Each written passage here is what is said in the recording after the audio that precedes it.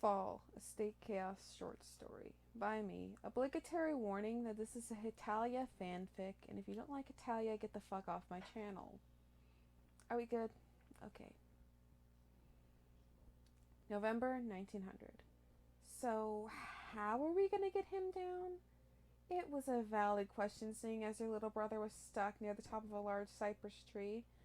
How Caleb had managed to get that far up, River had no clue. River did know that they had to be careful as the branches by Caleb thinned out drastically. And while the three-story fall couldn't kill them, it would be a very painful recovery. Pain was nothing new to River, so she decided to bite the bullet and volunteer. I'm the lightest out of all of us, she said, once again staring up the trunk of the tree. Are you sure? Tex's voice showed no sign of surprise. He was used to her putting herself in harm's way, and in all honesty, he just sounded tired. This was the fifth emergency they had had to deal with that day, and it wasn't even noon. Some of those branches won't even hold you. I'm surprised you got that far up without falling back down. I'm sure. The only ones smaller than me are the younger kids in RI, and I'm not putting any more kids in trouble, and who knows when RI will be back. Riv's got a point. We can't risk sending any of our younger siblings up. Addison's voice piped up. She had been rather silent this whole time. Why don't you go up? Tex challenged. You're smaller than River. Shorter, not lighter, Addison pointed out. I'm about 40 pounds heavier than her. While this was happening, Aaron had the hindsight to actually go and get the longest rope he could find. River took it from him and started to climb the tree while Addison and Tex continued their little spat. It was only now that River realized she wasn't the best at tree climbing. She nearly lost her grip more than once when she happened to misjudge the distance between the next branch. As expected, the branches got thinner and thinner the closer she got to her little brother. It was becoming more and more clear that she wouldn't be able to get all the way up to Caleb. He would have to come down a bit on his own. Caleb, I need you to listen to me.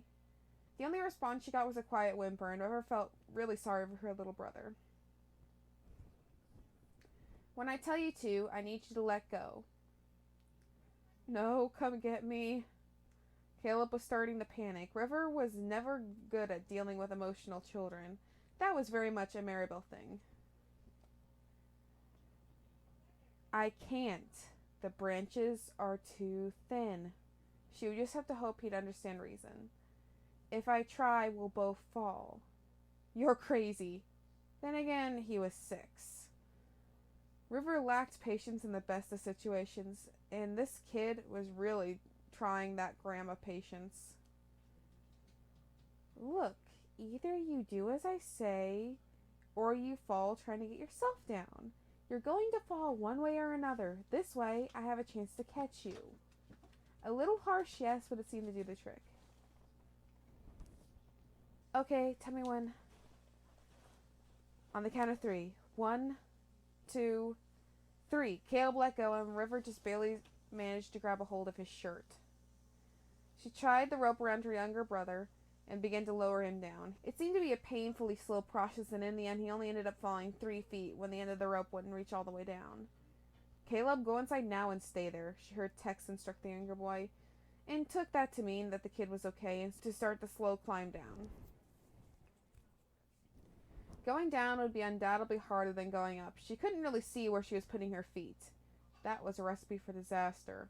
That disaster came when River misplaced her foot, the branch snapped underneath her, and she hadn't had her hand on another branch. She tried in vain to grab a hold of a branch on her way down. She was vaguely aware of pain shooting through her body as she hit the ground, a moment before everything went black. River couldn't quite open her eyes or move part of her body yet. She became aware of her siblings talking around her. She looks awful. Thanks for stating the obvious, Aaron. She heard Tex reply dryly. Why don't we shove you off the roof and see how you feel after? River was sure she heard a barely audible asshole before she heard Aaron stomp away. Think we should move her? No, Tex. No, Tex. I thought we'd just leave her outside under a tree. This time it was Addison's turn to be sarcastic. Then again, with the day they had, it was probably the only way they could keep functioning. Sometimes she really hated being a region head. They had to deal with the dumbest shit at times. You know what I mean. She felt herself being picked up. Come on, let's get her inside. It's getting cold. Well, this arm is certainly broken. River swore Eric looked like he was going to kill her over her stupidity. Not really like he should. After all, her arm would heal in a day or two max. All he would have to do is set the bone. Thought part of why he was so ticked off was because her oh so wonderful siblings had waited until she had woken up to fetch him. Just set the damn bone, she snapped. He did so and secured it so it wouldn't move. I think I like you more when you're drunk, Eric stated plainly. So do I, she replied. Hey, you guys made it to the end of the video. Congratulations, you're either very dedicated or very crazy. If you guys would like, please hit the like button or subscribe or leave a comment. It all helps the channel because YouTube actively hates its users. Yeah, it's kind of sad. If you want, you can support me on Patreon or Redbubble, or you could follow me on Twitter, Instagram, or Amino. We have our very own Amino community, the Stomi Draws Amino, where I just act stupid. See you guys next time. Bye.